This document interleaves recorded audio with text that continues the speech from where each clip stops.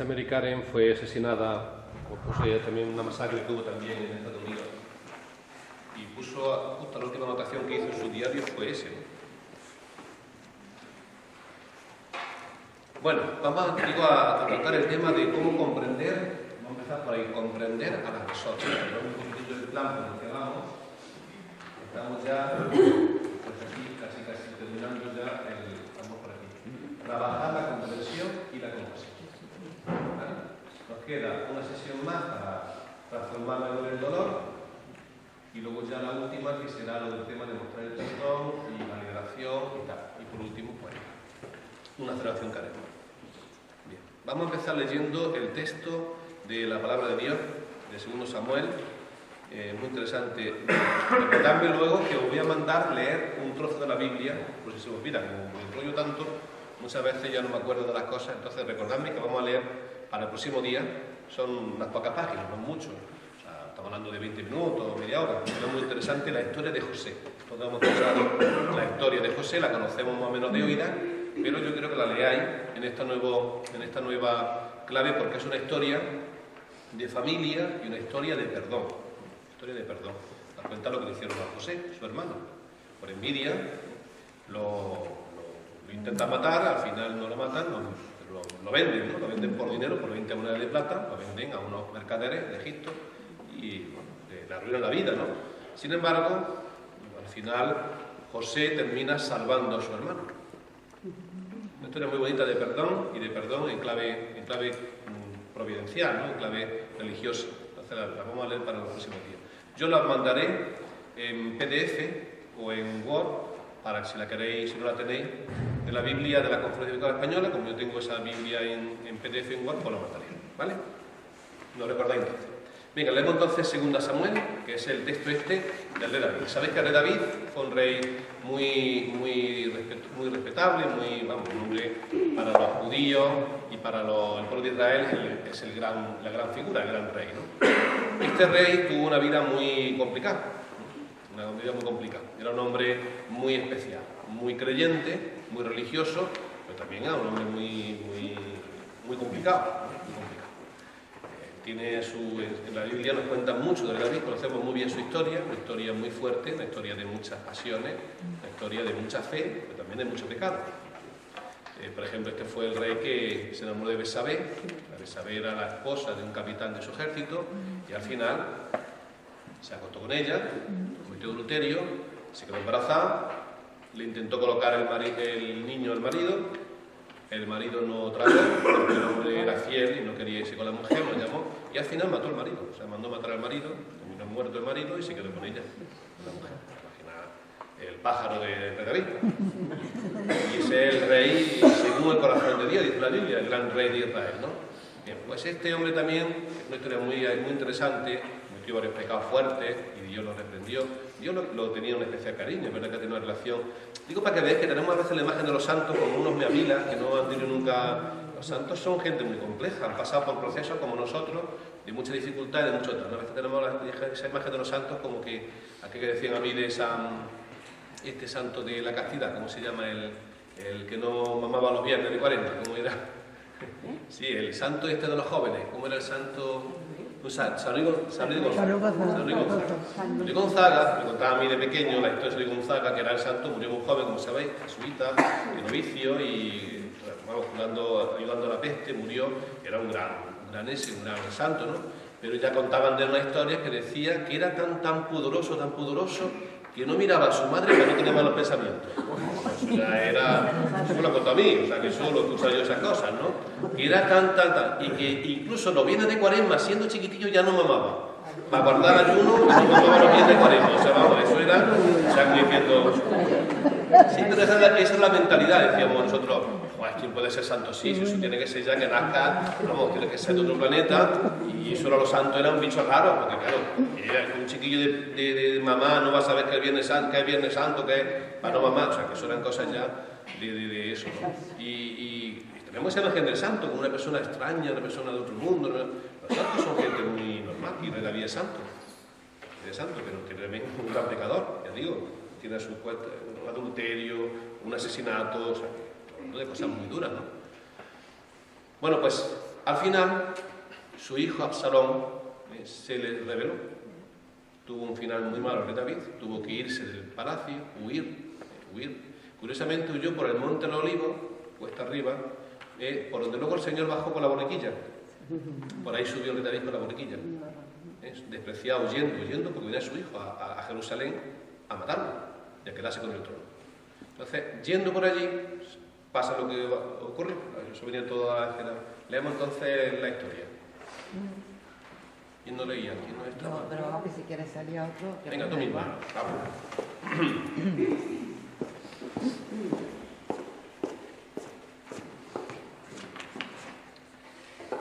El rey David huía de su hijo Absalón, que se había rebelado contra él, y subía triste una cuesta con los pocos fieles que le acompañaban.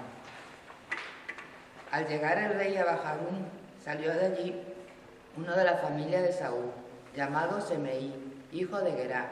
Iba caminando y lanzando maldiciones, y arrojaba piedras contra David y todos sus servidores. El pueblo y los soldados protegían a David a derecha e izquierda. Semeí decía al maldecirlo: «Fuera, fuera, hombre sanguinario, hombre desalmado. El Señor ha hecho recaer sobre ti la sangre de la casa de Saúl, cuyo reino ha usurpado. Y el Señor ha puesto el reino en manos de tu hijo Absalón. Has sido atrapado por tu maldad, pues eres un hombre sanguinario». Abisaí, hijo de Zeruyá, dijo al rey: «¿Por qué maldice este perro muerto al rey, mi señor? Deja que vaya y le corte la cabeza». El rey contestó: «¿Qué hay entre vosotros y yo, hijo de Zeruyá?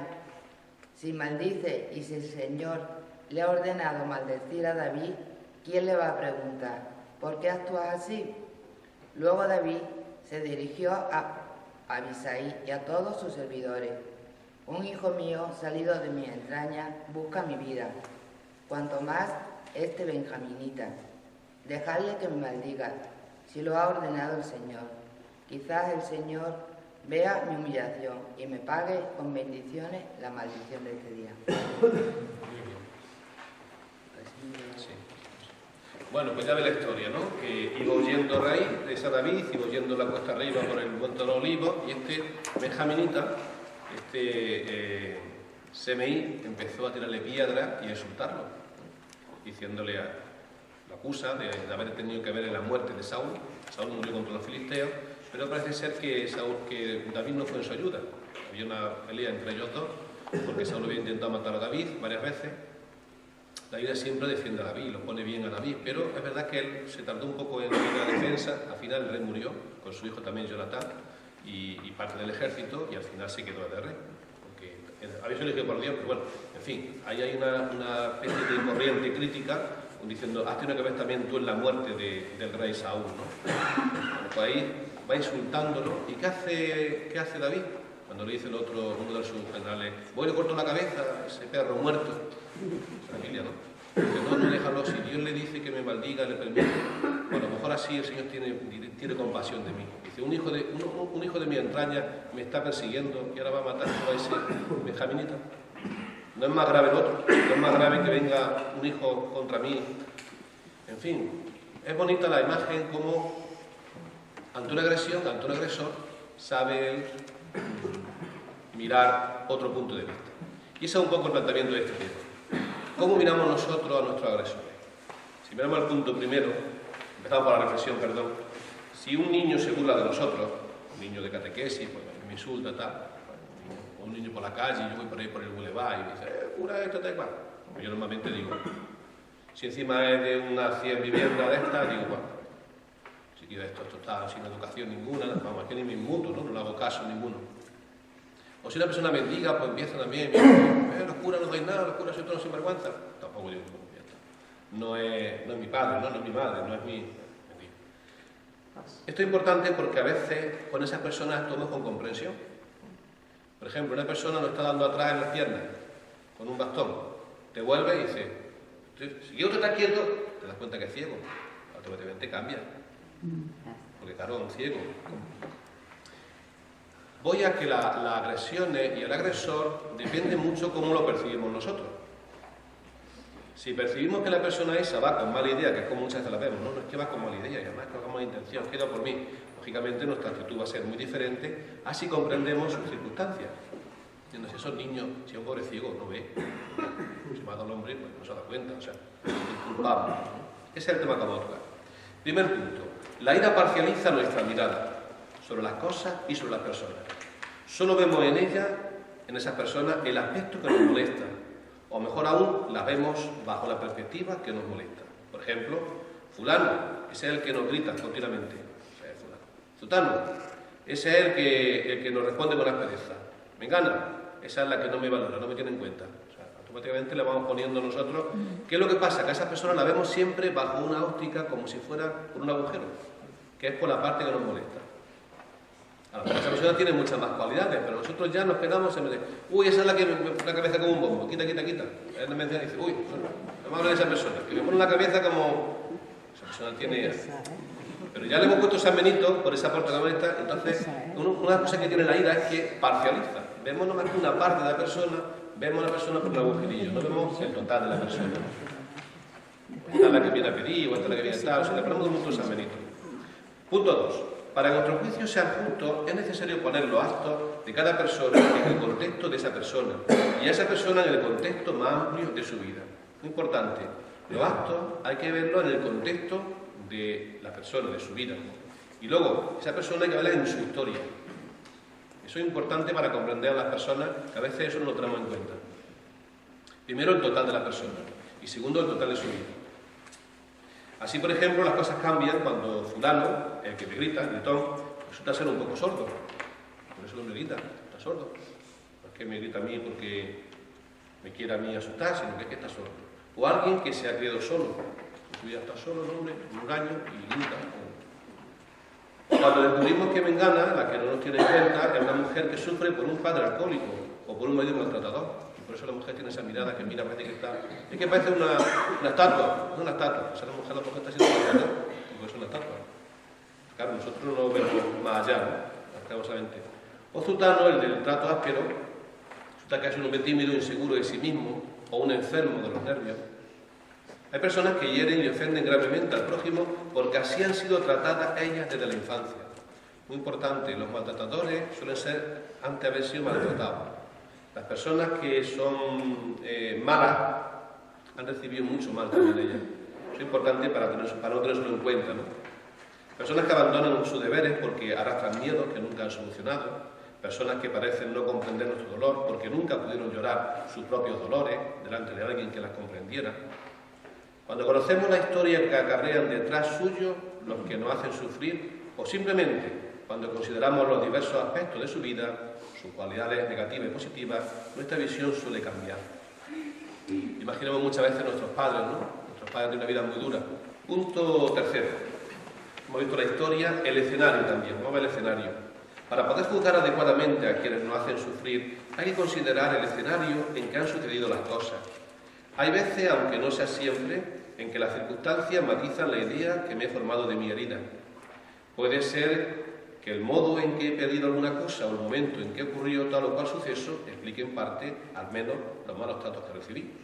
Puedo haber sido inoportuno, puedo haberme expresado mal, tal vez la culpa no sea mía y es mi ofensor quien entendió mal mi actitud o mis palabras, o me confundió con alguien, o simplemente estaba pasando un mal momento y yo me crucé en su camino. Es verdad, me ha pasado, me ha pillado un mal momento, porque acabo de salir con un obispo que me ha dado un altavoces, me encuentro con uno que me dice dónde está mi misa, digo, mi misa, mire, porque vengo cabreado del obispo y le digo a esa persona y la trato mal. Pero no es porque yo tenga nada contra esa persona, ni tenga maldad, si a lo mejor luego le tengo que pedir disculpas honradamente. Pero a veces nos pasa eso, que hacemos muchas cosas en la vida que realmente no son de circunstancias, son de las circunstancias, son del contexto, ¿no? O del escenario en el que nos estamos moviendo, ¿no? Eso hay que tenerlo en cuenta también a la hora de pasar cuenta, pasar eso. Estas consideraciones no siempre cambian el juicio que me he formado, el cual tal vez bien hecho, pero me ayudan a ver que no debo apresurarme en todos los casos. Punto 4, muy importante también para nosotros que somos cristianos, para poder juzgar a quien nos ha dañado, hay que mirarlo también a la luz de la fe. ¿No ha muerto Jesucristo también por esa persona? ¿No está llamada también ella a la vida eterna y a la ser santa? No necesita que también se rece por ella, que le anuncien el Evangelio para conocer a Cristo, que la inviten a la santidad, que le den buenos ejemplos para que vuelva al camino de Dios. ¿Acaso no debo desear que conozca a Dios y se convierta?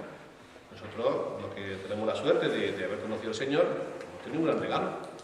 Una persona que no tiene esa suerte, pues no tiene ese gran regalo. Entonces, nosotros somos capaces, por ejemplo, de perdonar, somos capaces de perdonar, somos capaces de comprender, de tener misericordia, de esforzarnos en pasar páginas. Nuestras personas pues, no tienen ese regalo de la fe, pero están llamados a tenerlo, es decir, tenemos que también facilitárselo. Y nuestra intención debe ser que se salven todos también, ¿no? Que vale la fe. O sea, también hay que anunciar el Evangelio a estas personas que han sido nosotros malas. Bien, aquí vienen 3 ejercicios que son muy interesantes de este tema, porque son a veces más interesantes que los próximos, ¿no? Que creo que nos van a ayudar un poco en nuestra situación. Dice el número 43. ¿Cuáles son mis miradas y mi juicio de las personas y del acontecimiento? ¿Juzgo las cosas considerando todos sus aspectos o bien me quedo obsesionado con un solo aspecto negativo? Es decir, ¿cómo miramos a las personas? ¿Cómo juzgamos los acontecimientos, ¿no? ¿Somos parciales o realmente intentamos ver el contexto global? Porque a veces somos un poco parciales. Ya hablo un día de que a lo mejor una persona con la que hemos compartido 20 años de amistad y 20 años de cosas buenas, no podemos tampoco ser injustos y juzgarlo todo por un choque de hace 6 meses. Porque hay muchas cosas buenas compartir también, que deberíamos también tener en cuenta en el juicio, ¿no? La balanza hay que echarlo todo. 44. Este ya es más importante, por eso lo puedo tener en cuenta. Hago una lista que contenga 5 personas que me hayan ofendido. Luego trato de anotar al lado de cada una de estas personas al menos 3 aspectos buenos que pueda reconocer en ellos. Es decir, de todas esas personas que nosotros no sabemos la esa de que nos han hecho daño o nos han hecho ofendido en un momento determinado, o han sido para nosotros agresivas, intentar encontrar de cada una 3 aspectos buenos. Es fácil el ejercicio, ¿no? Sí. Vale. Es que es un paso para el siguiente, que es el más importante. 45. Finalmente, este ejercicio es particularmente importante. Hago la lista de las principales personas que me cuesta perdonar. Las tenemos ya en el círculo, ¿no? Imagino que habréis sacado alguno, habréis metido alguno, te aprovechas el círculo ese. Cogemos a estas personas. Luego trato de meterme, ahí una rata de meterme en el corazón y en el universo mental de cada una de estas personas. Ese es el ejercicio fundamental. Vamos a coger a estas personas que nos han herido, vamos a intentar meternos en su corazón y en su mente. Vamos a hacer el esfuerzo ese. ¿Cómo han sido sus sentimientos? ¿Cuáles fueron o son sus miedos? ¿Cuáles son sus límites? ¿Qué angustia han tenido en el alma? ¿Qué luchas interiores, fantasmas, amarguras los llevaron a ser malos, a inclinarse a hacer daño a sus prójimos, a no entender ni medir el dolor de sus víctimas? O sea, sería eso, meternos un poco en la mente y en el corazón de esas personas que las vemos a lo mejor un poco como ogros, ¿no? Porque nos han hecho daño, pero intentar comprenderlas. Comprenderlas en esas claves. Pasamos un poquitillo, no sé rápido, el contexto de esa persona, el contexto de su vida, y también luego ver los escenarios en los que han ocurrido las cosas, ¿no? Si había interferencia en los escenarios. Y luego todo mirarlo a luz de la fe. Entonces el ejercicio fundamental sería ese. Coger la lista de las personas que no han hecho daño. Primero solamente sería ver aspectos positivos, 3 aspectos, o 4, o 5, o todos los que queráis, para buscar un poco, intentar comprenderlas, y luego pasar a meternos un poco en su mente, en su corazón, y bueno, los conocemos, intentar comprenderlo. Entonces el ejercicio está muy importante, porque se trata de comprender. No estamos todavía diciendo ni siquiera querer, sino comprender. O sea, estamos en una cosa más de juicio. Comprender a la persona. ¿Qué cosas buenas vemos en ella? Y segundo, intentar meternos en su pellejo. Ahí tenemos el tacón, ¿lo veis? Quizás la comprendo. En su zapato, ahora comprendo. Bueno, pues se trata de eso, de ponernos en su zapato, ponernos en su situación, ponernos en su realidad. Pero que si no te das cuenta de eso, pues estás toda la vida... Toda la vida buscando enemigos y luchando contra el que sea, Zapatero, Puigdemont, todo el que se ponga delante. Todo el que se ponga delante. El que se ponga delante. Todo. Qué bueno. el otro ahora el vicario, el que venga por aquí y quiera, porque quiera mandar más que yo, tal. Hombre, no, es que uno siempre queda ahí tocado, pero no, una cosa es tocado y otra cosa es hundido. Tocado está uno siempre porque sabe, tiene uno ahí, pero lógicamente cuando se ha sanado la herida, pues ya no es lo mismo. Ha hecho la cicatriz, y por cierto me han dicho que cuando cicatriza algo, esa parte es más dura que el resto de la piel. O sea que yo no soy medicina, pero me han dicho eso, digo, pues. Así, pero no sabía yo. Yo pensaba que eran más débiles. No, la parte que cicatriza es más dura que el resto. Que está más dura. Ahora, voy a aprender aquí cosas. Pues yo tengo mi cuello entonces más Oye, Julio, ¿por qué tenemos aquí 3-5 antes de acostumbrarle al agresor y hay 3-5? ¿Se entiende? Porque hablan de escenario y todo eso. Bueno, porque esto, sí, considerar el contexto y las circunstancias, es una ya esas dos frases. Pero que hay otro 3-5. No, es comprensión, es comprensión. Lo que pasa es que le cuento el contexto que aparece aquí en el punto 3. Me he perdido ahí. Sí, en el punto 2 aparece el contexto y en el punto 3 el escenario. Entonces, pues lo he destacado ahí, simplemente. Pero eso es comprender al agresor. Ahora vamos a pasar a la fase siguiente, que es compadecer, la compasión. Vamos a hablar un poquito de la compasión, que es un paso más. La compasión es más importante que la comprensión, pero la comprensión es previa. Si yo no te comprendo, no te puedo compadecer. Una vez que te comprendo, y digo, pues sí que es verdad, sí que mi padre que ves que infancia tuvo luego, sí que ves, no sé qué, que los palos que le han dado. Luego se fue 6 años a trabajar a Alemania. Luego está sin su hijo, sin su mujer allí, 11 meses está. Digo, sí que este hombre es demasiado, que pinche, sí que es demasiado. O sea, empieza, como lo comprende, su vida, su tal, dice, pues demasiado, ha hecho un pobre, sí que no podía hacer más. Entonces, pues empieza a surgir la compasión. De la comprensión va viendo la compasión. Y entonces, una vez que abre la compasión, pues se abre el perdón y se abre la misericordia. Pero primero la comprensión. Pero hay personas que te hacen daño y tú no las vas a conocer tan a fondo como para entenderlas. Bueno, hay que intentarlo. Hay que intentarlo. Yo sé que no, mi padre pues lo he podido tratar, pero otras personas a lo mejor no llega tanto, pero he pensado muchas veces. Digo, esta persona, ¿qué educación habrá tenido? ¿Qué formación? ¿Qué traumas tendrá? ¿Qué arrastrará? Un poco ponerse en su pellejo diciendo, no tenemos heridas, ¿qué le hacen a esta persona? Para ser así, ¿no? O sea, intentar comprenderla. No es que la conozca, pero lo conozco. En el colegio, por ejemplo, Sí. los niños, unos con otros de la misma edad, tú no puedes profundizar por qué te tratan mal o te tratan bien o... No, tú, o sea, conocerlo no vayas a conocerlo, pero sí intentar comprender o intentar imaginar qué le habrá pasado a esa persona para ser así. Pero los niños, por ejemplo, como son pequeñitos, eso viene, la herida viene después. Después. Se puede hacer después. Sí, pero por ejemplo, si este niño es tan violento y es tan agresivo, yo puedo decir, ¿qué estará sufriendo en su casa para ser así? Porque los niños son cariñosos, los niños son o sea, ¿cómo, qué estará viviendo, qué trauma tendrá, qué dificultad tendrá para ser así de agresivo, para no dejarse querer, para ser... No, claro. pero yo no hablo de los niños pequeños de la escuela, hablo del problema que hay ahora de los niños ya adolescentes o preadolescentes, que eso no pueden entender lo que les pasa a sus compañeros para que los ataquen de tal manera como se atacan unos a otros. No, ahí hay un problema más de cultura, creo yo, ese es un problema más de cultura. Estamos hablando de que los jóvenes de hoy, los adolescentes, no tienen apenas referencias culturales, ni un poco de represión en el buen sentido, o sea, de parámetros. Y estamos, no sé, todo lo permite y están un poco tal, pero aquí estamos hablando de personas que están heridas aquí. O sea, tú, Sí, personas que en tu yo vida... eso lo bajo a mi tiempo de estudio. Y Sí. también lo había de otra manera, pero también lo había. Vale. Y entonces tú no puedes conocer cuáles son las circunstancias de por qué te tratan No. de una manera o te tratan de otra, porque son niños igual que tú no le vas a preguntar por qué me tratas así. Pero si eran compañeros tuyos de clase, tú habrás visto su desarrollo después, ¿no? Que han tenido un desarrollo Sí. y más o menos podrás ver su... Sí, Bien, por ahí. bien. ¿Sabes lo que hacían conmigo, Julio? Se acababa la tiza y me mandaban a todas las clases a traer tiza. Ven arriba, ven dentro porque... Y era para dejarme que yo me... Porque en mi casa me tenía muy reprimida, era la pequeñilla, no me dejaban hacer nada. Entonces siempre terminaba y estaba dando la lata. Entonces me mandaban a por tiza para que fogueara. Sí, sí. O sea, y yo decía, ¿se moja porque me tiran en la calle cada por Para que... cosas, claro, sí. Para que yo fuera... Pues eso es lo que tengo que hacer yo. Cuando me ponga así, ven por tiza, concha. Bueno, vamos a seguir, venga. El tema de la compasión que es muy importante.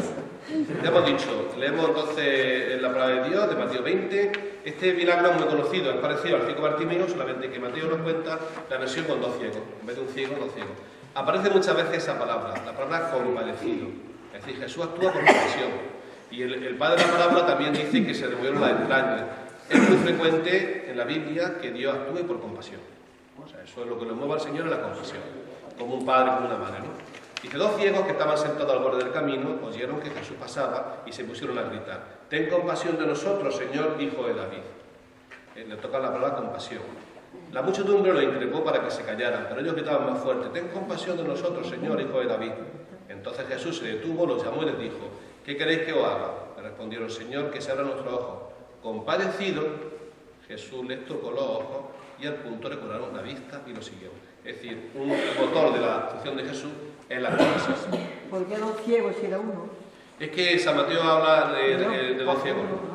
Es otra versión. Es otra versión. Esto, mira, como la Biblia, o sea, la tradición oral se fue de oída, pues cuando contaban las cosas, uno era un ciego, luego eran 2 ciegos, claro, o sea que muchas veces, y a Mateo le llegó los 2 ciegos y a Marcos le llegó que era un ciego, el ciego Bartimeo, Marcos da el nombre. Entonces nosotros creemos que es más verídico que esto es el ciego Bartimeo, pero aquí no le ha llegado el nombre, se le ha llegado la historia con 2 ciegos. Las parábolas de hoy que estamos leyendo en la misa, que lo he puesto también por ahí en un grupo, pues hoy hablan los talentos, pero no son talentos, son onzas de oro. Un rey, un hombre que se fue, que son más verídicos, un hombre que se fue y le dejó una onza de oro, que es una moneda muy importante, a cada uno, a 10 le dio una onza de oro, a todo igual, una onza de oro. Y cuando volvió, pues uno le dio 10, otro 5 y otro ninguno lo tapó la cruz, ¿no? Es otra versión, son versiones, como son, no había escrito, no había grabadora, era todo de oída, pues de contar a los 30 años de oída, eso se va viendo. Pero la idea sí es la misma. Bien, por lo dicho, la comprensión es el paso previo para la compasión y misericordia. Pero el perdón se relaciona más propiamente con la compasión. Es decir, yo puedo comprender a una persona y no perdonarla. Ahora, no puedo perdonarla sin comprenderla. O sea, para sentir compasión tienes que tocar con su corazón y entrar dentro de ella. Y en ese momento que entra dentro de ella, sientes compasión, para eso necesitas conocerla, comprenderla, por lo menos comprenderla, o intentar comprenderla, es decir, ponerte en su lugar, que eso es la comprensión.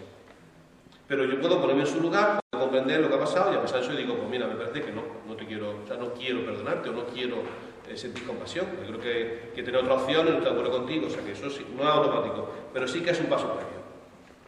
Para un cristiano, tener compasión es más bien perdonar. O sea, la compasión y el perdón están mucho más relacionados que la comprensión, pero van unidas. La compasión es no solo un acto espiritual, sino también un sentimiento, muy importante. La compasión es un sentimiento, no es una emoción. Las emociones son cosas que no dependen de nosotros, son emociones que somos, decimos, hay química. Eso no es una cosa que tú sientes, eso es que es previo. Por ejemplo, a mí una persona, me la veo entrar y hay niños que me caen simpáticos, que tienen unos andares, una alegría, o no sé qué, no sé cuál, y otros me caen antipáticos. Pero eso sin quererlo yo, sin antes de hacer nada. Eso nos vemos más en eso de las emociones.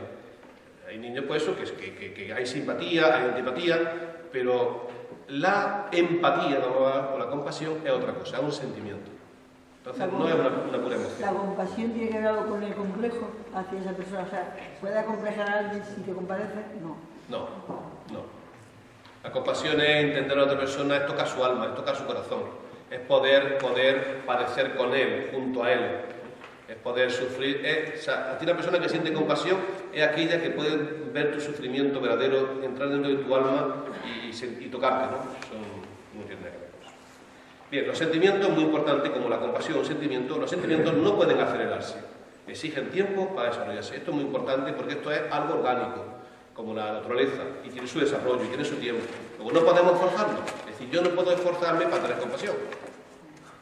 Es una cosa que no podemos. Sí podemos poner los medios, pero no hay nada peor que pretender apresurar o forzar tal sentimiento. Hay que dejar que se desarrolle por sí solo, pero debemos poner los medios para ello, ¿vale? Pero no se puede forzar.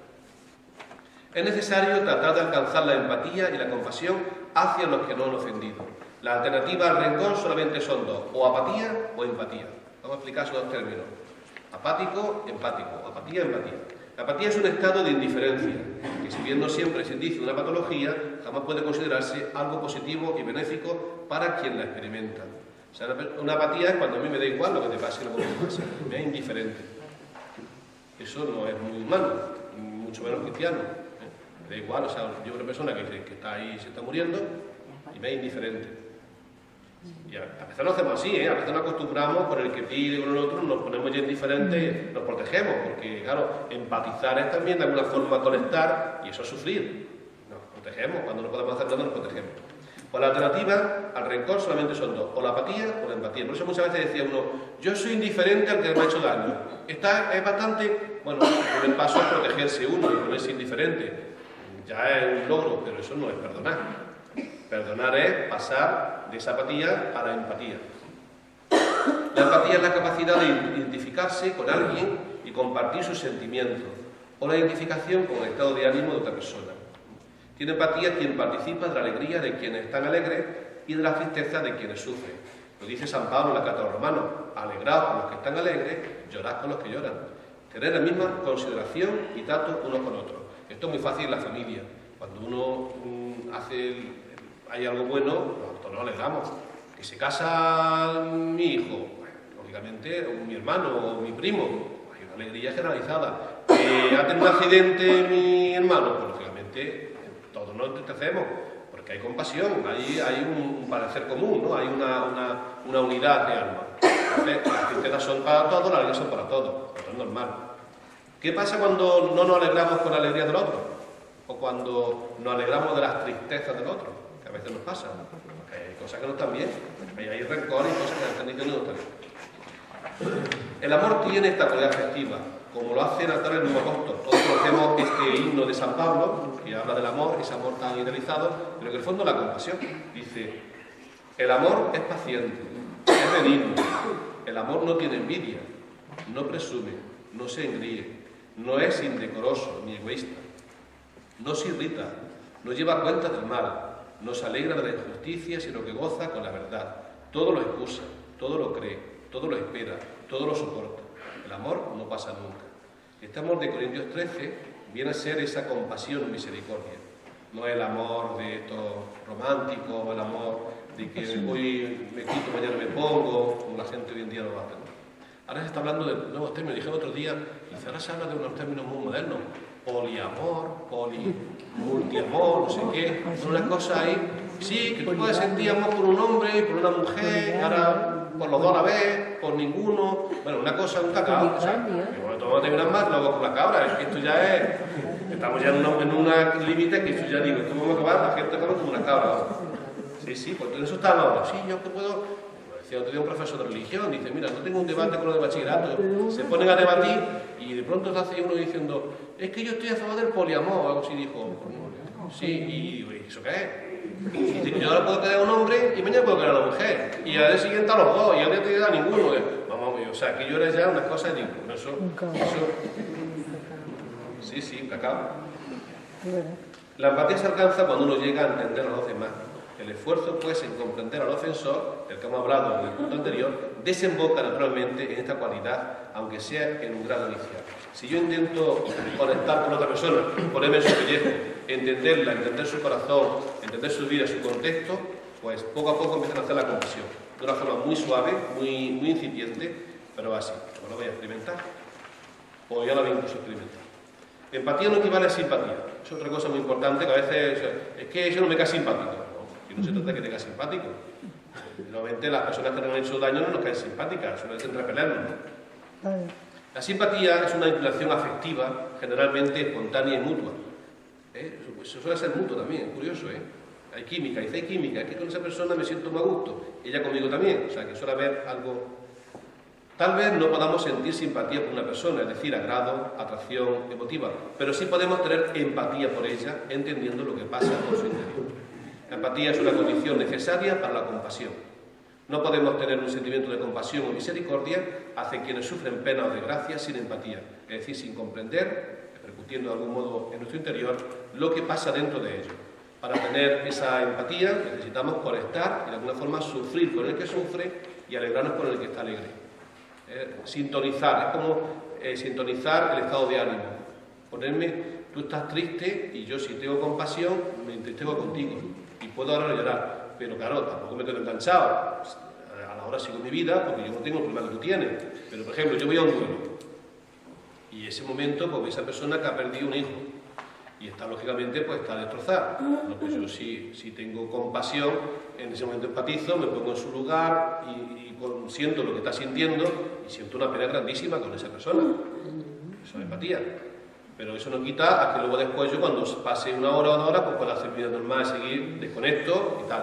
Esa es la empatía. Que eso no es simpatía de que... No, eso es empatía. Que soy capaz de ponerme en tu situación y sufrir contigo, ¿no? En este momento y ver lo que hay que hacer y tal. Y que es muy importante, es muy humano. Yo creo que es la dimensión humana más importante, porque somos sociales. Y además necesitamos que alguien tenga empatía con nosotros en esos momentos. Es decir, saber que no sufrimos solos, que alguien sufre, participa de nuestro sufrimiento, ¿no? Eso es necesario para el perdón, esa actitud de empatía. De todo, al inicio del proceso del perdón, la idea de sentir compasión, empatía y más aún amor hacia el ofensor puede resultar impensable. Eso no se ha planteado nunca, no hemos hablado de eso, hemos dado rodeo por otros temas. Pero después que una persona ha decidido perdonar y ha trabajado en la comprensión del otro, se puede esperar buenamente este cambio de sentimiento. De todos modos, la compasión misericordiosa es algo más que un simple sentimiento, es más que un sentimiento. Podemos decir que el sentimiento de compasión debe abrirse camino hacia la misericordia como virtud, la cual supera los límites de lo puramente afectivo, convirtiéndose en un amor efectivo. La misericordia ya es llegar a ser como Dios, a sentir como Dios, a padecer como Dios. Esto no se limita al movimiento de lástima, sino que nos compele, nos empuja, nos inclina a socorrer la miseria del prójimo, en la medida en que esto sea posible. Os voy a leer del Papa Francisco, que no sé si nota que yo soy un gran amigo del Papa Francisco, no sé si lo notáis, pero el Papa Francisco hace 2 años convocó al Jubileo de la Misericordia, que hemos tenido hasta hace 1 año y pico, ¿no? Más o menos. Y entonces escribió una bula para convocar ese jubileo que le llamó Misericordia Vultus, el rostro de misericordia. Bueno, pues el punto 10 dice lo siguiente: la misericordia es la viga maestra que sostiene la vida de la Iglesia. La viga maestra. ¿Cuál es la viga maestra de este edificio? La más importante, la que sostiene todo el peso. Pues la vida de la Iglesia la sostiene la misericordia. Tú vas a una parroquia y dices, ¿aquí la viga maestra es la misericordia? ¿Sí o no? Pues si notas que es así, dices, pues esto es la Iglesia. Y si notas que no, dices, pues esto no es la Iglesia. La viga maestra. Yo creo que a veces tenemos otras vigas maestras, Tenemos otra historia. Pues vamos, lo digo claro. En la viga maestra de la vida de la Iglesia. Todo en su acción pastoral debería estar revestido por la ternura con la que se dirige a los creyentes. Nada en su anuncio y en su testimonio hacia el mundo puede carecer de misericordia. A veces hemos hecho anuncios al mundo sin misericordia. ¿Lo han visto así? Hemos estado anunciando cosas y no nos veía la misericordia, no se nos veía.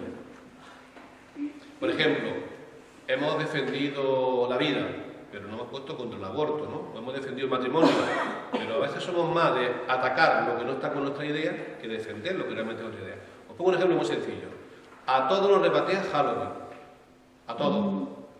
Pero luego llega Navidad y no hacemos nada por Navidad. Hoy es Acción de Gracias, ¿no? Hoy y mañana es Acción de Gracias. Nadie está haciendo nada, es una fiesta estadounidense, como es la fiesta de... Ana sí va a hacer una fiesta de Acción de Gracias. Ya la ha hecho. Bueno, pues mañana en Estados Unidos la fiesta nacional más importante que tienen, que es la fiesta de Acción de Gracias. A Halloween sí. Pero todos nos repatea Halloween, pero le llega un ejemplo a decir, oye, ¿por qué no hacemos nosotros Navidad algo y recuperamos Navidad? Porque la gente se viste en Halloween de máscara, vamos a vestir a los niños de pastores. Es que ya no sé qué, que la gente está ya pensando en la cena de Navidad, tal. No son perros. Entonces luego nos ponemos, cuando llega Halloween, negros perdidos, criticando y echando tal, entonces nos ve la gente que somos muy dados a ir contra cosas. Pero luego no proponemos nuestras cosas. Y yo creo que era al contrario, tenemos que dejar a la gente respetarlas, que hagan sus tradiciones y nosotros proponer las nuestras, ¿no? Pues no, nos volvemos intolerantes. Con lo de los otros piensa, es que nos están arrasando, es que el mundo no está, no sé qué, nos está vaciando. Bueno, es que estamos dejándole hueco. Estamos dejando un vacío y es nuestra costumbre. Si los cristianos no celebramos nuestras fiestas, pues al final vamos a celebrar el Ramadán, vamos a celebrar el Halloween y todo está tontería. Pero es porque nosotros también estamos dejando un hueco, nos vemos. Entonces el problema no solamente es de los Halloween y de los otros, sino del nuestro también. La credibilidad de la Iglesia pasa a través del camino del amor misericordioso y compasivo. La Iglesia vive un deseo inagotable de brindar misericordia. Tal vez por mucho tiempo nos hemos olvidado de indicar y de andar por la vía de la misericordia. Por una parte, la tentación de pretender siempre solamente la justicia ha hecho olvidar que ella es el primer paso, necesario e indispensable.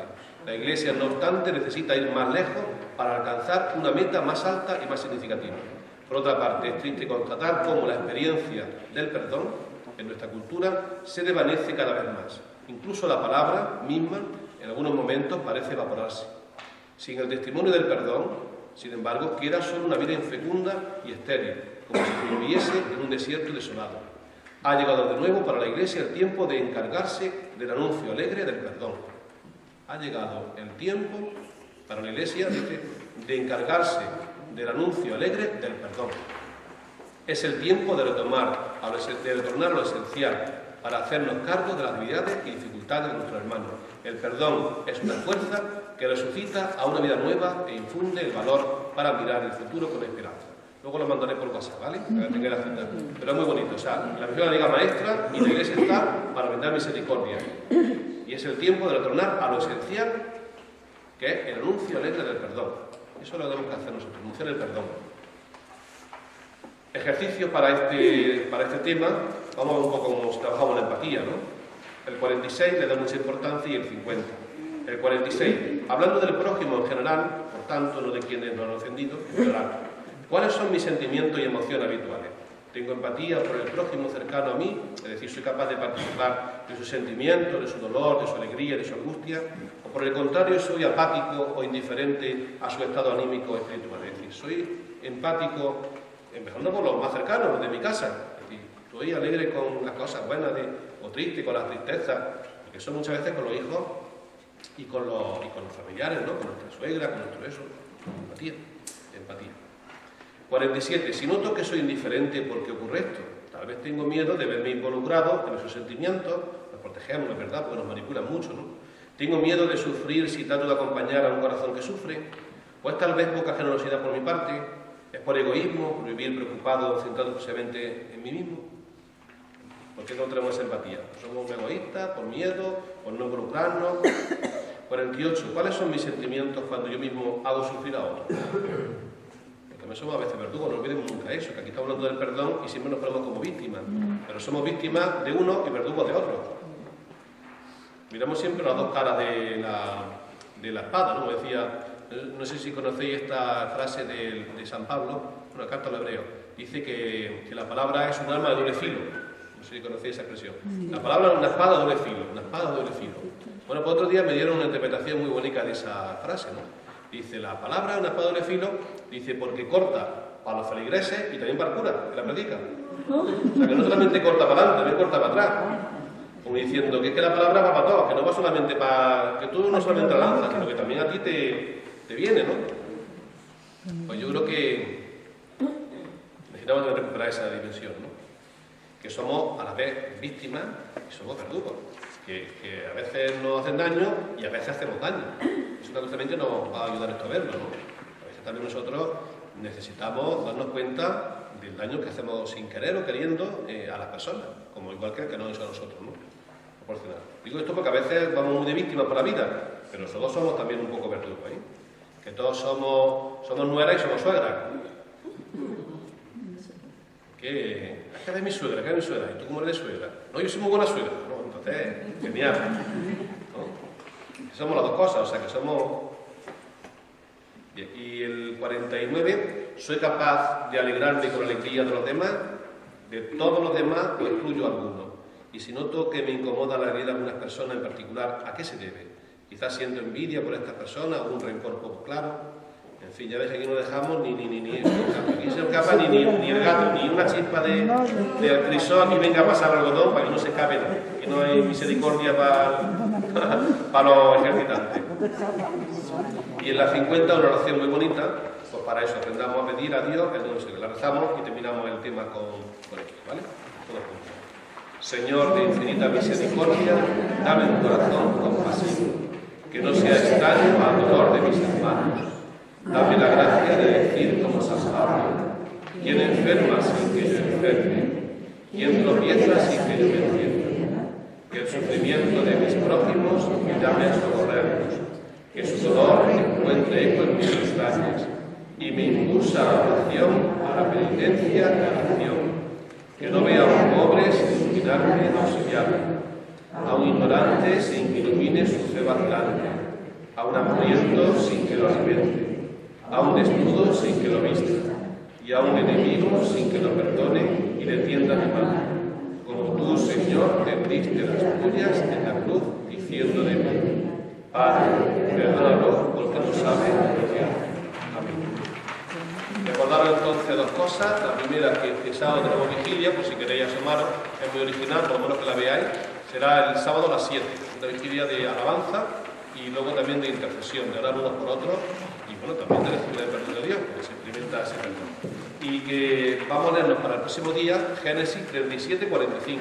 Os mandaré luego después por email y por el WhatsApp el texto para que tengáis todo. Génesis 37:45, la historia de José. Pero que son del capítulo 37 Eso, a 45. Génesis 37:45. Son capítulos.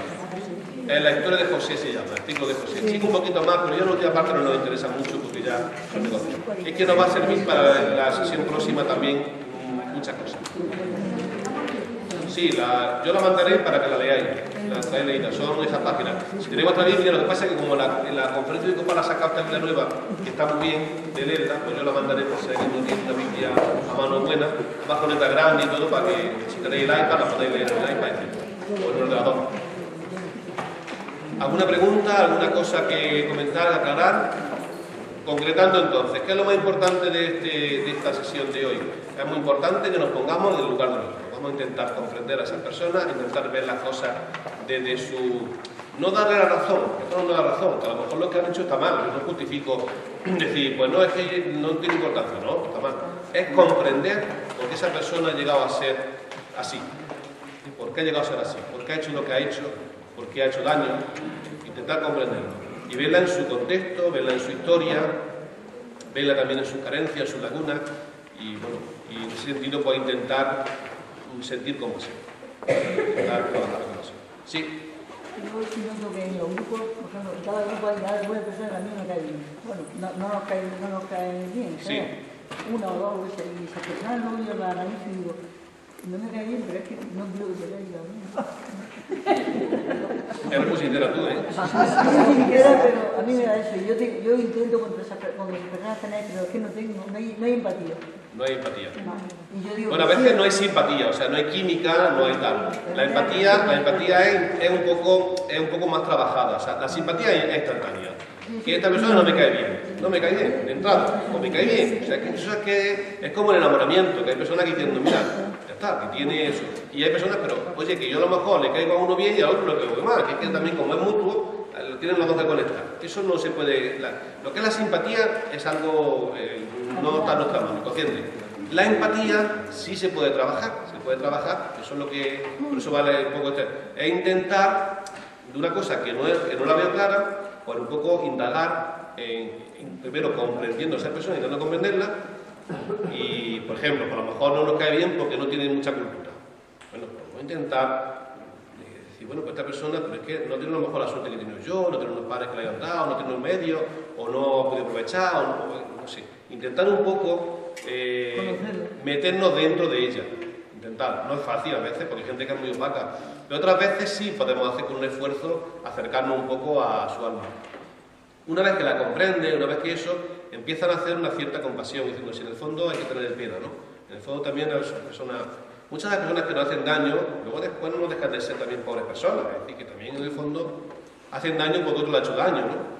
Y es una cadena, entonces también son dignas de compasión. Cuando sales despedida, ofrecérselo a Dios. ¿Cómo? Cuando sales despedida, ofrecérselo a Dios.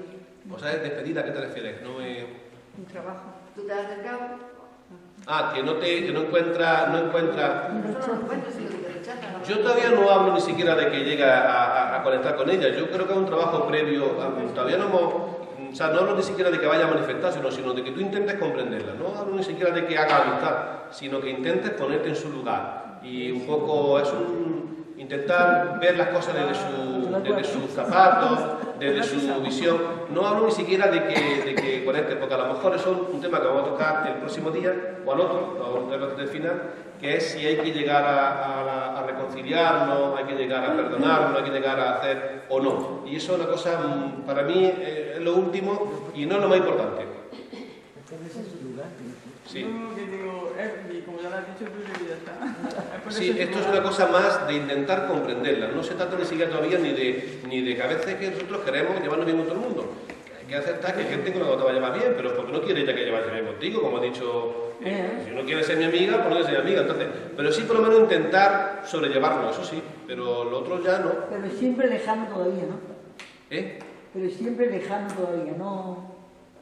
Yo todavía no hablo de que, o sea, no tengo el paso todavía de entrar en contacto con la persona, solamente trabajarlo interiormente. Es que es importante eso. Primero hay que trabajar las cosas dentro y luego a veces queremos ir muy rápido a hacer las cosas y no vamos preparados, ¿eh? Luego después, a la mínima de nada, como no estamos preparados, saltan chispas. Entonces, vamos a trabajarlo primero y las cosas son más naturales, luego después sale. Y a lo mejor el cambio es tan simple como que esa persona yo no la saludaba y ahora pues un día la saludo. O a lo mejor ni siquiera la veía que estaba aquí y ahora pues caigo en la cuenta que está aquí. Poco a poco. Cosas tan simples como esas, ¿sabes? Que no creas tú que a veces... Mira, por ejemplo, el cura cuando sube al altar, ¿no? Es decir, hay muchos secretos, pero pues todo el mundo no lo ve igual. Es decir, hay gente que no la ve. No la ve. Porque está como oculta. Y cuesta ver a las personas a veces. Vea lo que quieras ver. Yo, por ejemplo, los curas solemos tener una facilidad muy grande, como somos padres, pues vemos más bien los que no están, no los que están. Sí, sí, por ejemplo, yo subo al altar, digo, en nombre del Padre, estoy mirando y digo, falta esta, falta acá y falta acá. Pues nada más que sin hacer nada, que no tengo que hacer nada. Pues como todo el mundo se sienta en el mismo sitio, digo, pues el banco primero está libre, ya me ha venido fulano, tal.